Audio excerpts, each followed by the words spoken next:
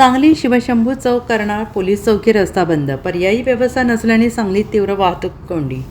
सांगली शिवशंभू चौक ते करनाळ पोलीस चौकी हा महत्त्वाचा रस्ता बंद करण्यात आल्यामुळे बायपास रोड आणि जुना बुधगाव रस्त्यावर प्रचंड प्रमाणात वाहतूक कोंडी निर्माण झाली आहे. सकाळी आणि सायंकाळी नागरिकांना तासनतास वाहतुकीत अडकून पडावे लागत असून विद्यार्थ्यांपासून नोकरदार आणि रुग्णवाहिका सेवांपर्यंत सगळ्यांनाच याचा मोठा फटका बसतो आहे.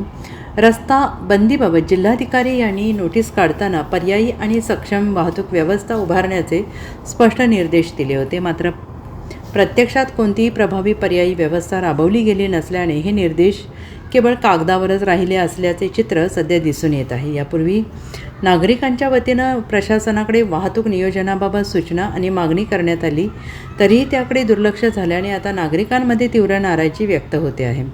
सांगली शहराचे वाटोळे कसे करता येईल याच दिशेने प्रशासनाची पावले पडत आहेत का, असा सवाल संतप्त नागरिकांकडून उपस्थित केला जातो आहे.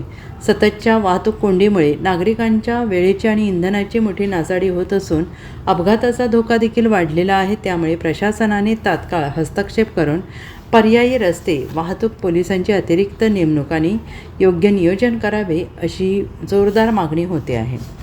Bureau report, SBN Marathi, Sangli.